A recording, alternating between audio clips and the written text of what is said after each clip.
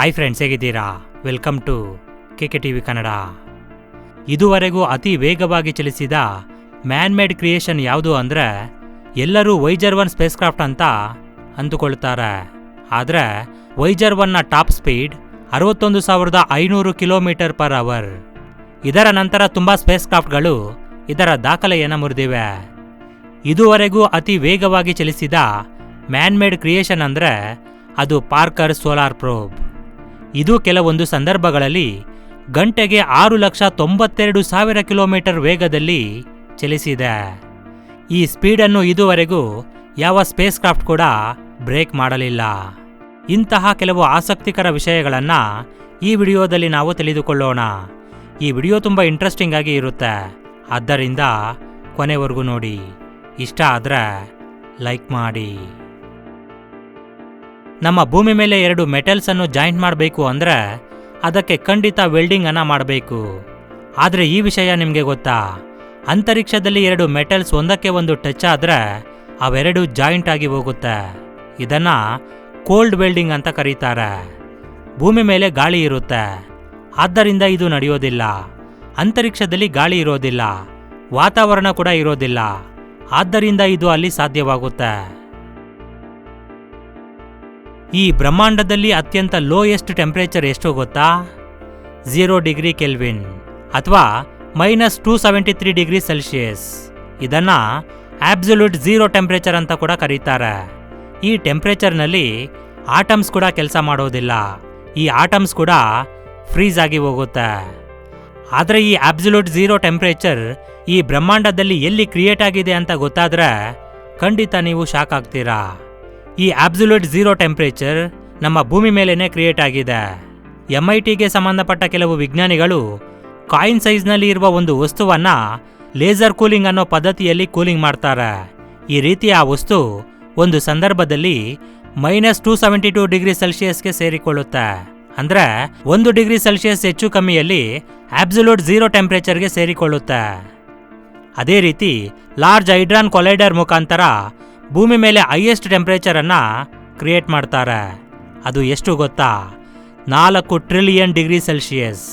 ಅಂದರೆ 4 ಕೋಟಿ degree Celsius temperature. ಇಷ್ಟೊಂದು ಹೆವಿ ಟೆಂಪರೇಚರ್ ಸೂರ್ಯನ ಒಳಗೆ ಮತ್ತು ಹೊರಗೆ ಕೂಡ ಇಲ್ಲ. ಇಷ್ಟೊಂದು ಹೆವಿ ಟೆಂಪರೇಚರ್ ಕೇವಲ ಸೆಕೆಂಡ್ಗಳ ಕಾಲ ಮಾತ್ರ ಇರುತ್ತೆ. ಒಂದು ವೇಳೆ ಈ ಟೆಂಪರೇಚರ್ ಸೂರ್ಯನ ಒಳಗೆ ಅಥವಾ ಹೊರಗೆ ಏನಾದರೂ ಇದ್ದಿದ್ರೆ ಈ ಸೋಲಾರ್ ಸಿಸ್ಟಮ್ ಅನ್ನೋದೇ ಇರ್ತಿರ್ಲಿಲ್ಲ, ಎಲ್ಲವೂ ಬರ್ನ್ ಆಗಿ ಹೋಗ್ತಿತ್ತು. ಅಷ್ಟೇ ಅಲ್ಲ, ಅಷ್ಟೊಂದು ಟೆಂಪರೇಚರ್ ಸೂರ್ಯನಲ್ಲಿ ಏನಾದರೂ ಕ್ರಿಯೇಟ್ ಆದರೆ ಸೂರ್ಯ ಕೂಡ ಬ್ಲಾಸ್ಟ್ ಆಗಿ ಹೋಗ್ತಾನೆ. 1958ರಲ್ಲಿ ಅಮೆರಿಕ ಒಂದು ಸೀಕ್ರೆಟ್ ಪ್ರಾಜೆಕ್ಟ್ ಅನ್ನು ಸ್ಟಾರ್ಟ್ ಮಾಡುತ್ತೆ. ಆ ಪ್ರಾಜೆಕ್ಟ್ ಹೆಸರು A119. ಇದರ ಪ್ರಕಾರ ಚಂದ್ರನ ಮೇಲೆ ಒಂದು ಅಣು ಬಾಂಬನ್ನು ಹಾಕಬೇಕು. ಅದು ಕೂಡ ಭೂಮಿ ಕಡೆ ಇರುವ ಚಂದ್ರನ ಮೇಲ್ಭಾಗದಲ್ಲಿ ಈ ಬಾಂಬನ್ನು ಹಾಕಬೇಕು. ಒಂದು ವೇಳೆ ಈ ಅಣು ಬಾಂಬನ್ನು ಚಂದ್ರನ ಮೇಲೆ ಹಾಕಿದರೆ ಭೂಮಿ ಮೇಲೆ ಇರುವ ಎಲ್ಲರೂ ಆ ದೃಶ್ಯಗಳನ್ನು ನೋಡಬಹುದು. ಝೀರೋ ಗ್ರಾವಿಟಿ ಮತ್ತು ಲೋ ಗ್ರಾವಿಟಿಯಲ್ಲಿ ನ್ಯೂಕ್ಲಿಯರ್ ಎಕ್ಸ್ಪ್ಲೋಷನ್ ಎಫೆಕ್ಟ್ ಯಾವ ರೀತಿ ಇರುತ್ತೆ ಅಂತ ಇನ್ನೂ ಅನೇಕ ರೀತಿಯ ಪ್ರಶ್ನೆಗಳಿಗೆ ಉತ್ತರವನ್ನು ಹುಡುಕಲು ಈ ಪ್ರಾಜೆಕ್ಟನ್ನು ಯೂಸ್ ಮಾಡಬೇಕು ಅಂತ ನಾಸಾ ಪ್ಲ್ಯಾನ್ ಮಾಡುತ್ತೆ.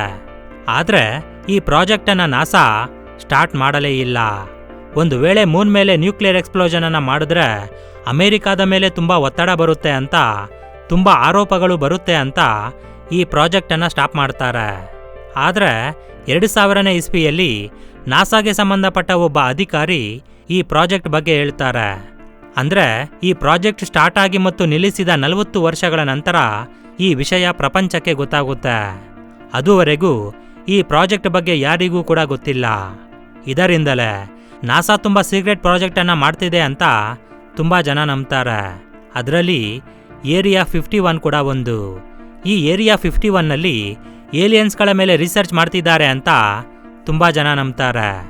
ಆದರೆ ಏರಿಯಾ 51ನಲ್ಲಿ ಯಾವ ರಿಸರ್ಚನ್ನು ಮಾಡ್ತಿದ್ದಾರೆ, ಏನು ಮಾಡ್ತಿದ್ದಾರೆ ಅಂತ ಯಾರಿಗೂ ಗೊತ್ತಿಲ್ಲ.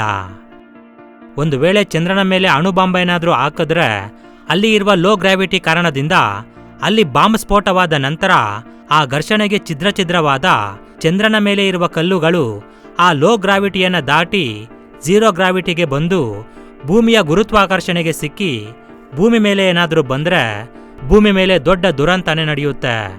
ಇವೆಲ್ಲವನ್ನು ಪರಿಶೀಲಿಸಿದ ನಾಸಾ ಈ ಪ್ರಾಜೆಕ್ಟನ್ನು ಕಂಪ್ಲೀಟ್ ಆಗಿ ಸ್ಟಾಪ್ ಮಾಡುತ್ತೆ. ನಮ್ಮ ಸೋಲಾರ್ ಸಿಸ್ಟಮ್ನಲ್ಲಿ ಹೆಚ್ಚು ಲೈಟನ್ನು ರಿಫ್ಲೆಕ್ಟ್ ಮಾಡುವ ಆಬ್ಜೆಕ್ಟ್ ಸಾಟ್ರನ್ ಮೂನ್ ಆದ ಎನ್ಸೆಲಾಡಸ್. ಇದು ತನ್ನ ಮೇಲೆ ಬೀಳುವ 90% ಸನ್ಲೈಟನ್ನು ರಿಫ್ಲೆಕ್ಟ್ ಮಾಡುತ್ತೆ. ಉದಾಹರಣೆಗೆ ಚಂದ್ರ ತನ್ನ ಮೇಲೆ ಬೀಳುವ 12% ಲೈಟನ್ನು ರಿಫ್ಲೆಕ್ಟ್ ಮಾಡ್ತಾನೆ. ಆದರೂ ರಾತ್ರಿ ಸಮಯದಲ್ಲಿ ಚಂದ್ರ ತುಂಬ ಪ್ರಕಾಶಮಾನವಾಗಿ ಕಾಣಿಸ್ತಾನೆ. ಇನ್ನು ಚಂದ್ರನ ಜಾಗದಲ್ಲಿ ಈ ಎನ್ಸೆಲಾಡಸ್ ಏನಾದರೂ ಬಂದರೆ ಬೆಳಗ್ಗೆ ಸಮಯದಲ್ಲೂ ಕೂಡ ಸೂರ್ಯನ ರೀತಿ ಕಾಣಿಸುತ್ತೆ. ಇನ್ನು ರಾತ್ರಿ ಸಮಯದಲ್ಲಿ ಬೆಳಗ್ಗೆ ಇರೋ ರೀತಿಯೇ ಇರುತ್ತೆ. ಅಂದರೆ ಅಮಾವಾಸ್ಯೆ ದಿನ ಮಾತ್ರ ಪೂರ್ತಿ ಕತ್ತಲಾಗುತ್ತೆ. ಉಳಿದ ಎಲ್ಲ ದಿನಗಳು ಭೂಮಿ ಮೇಲೆ ಬೆಳಕೆ ಇರುತ್ತೆ. ಇದರಿಂದ ಅರ್ಥವಾಗುತ್ತೆ ಅದು ಇನ್ನೆಷ್ಟು ಲೈಟನ್ನು ರಿಫ್ಲೆಕ್ಟ್ ಮಾಡುತ್ತೆ ಅಂತ.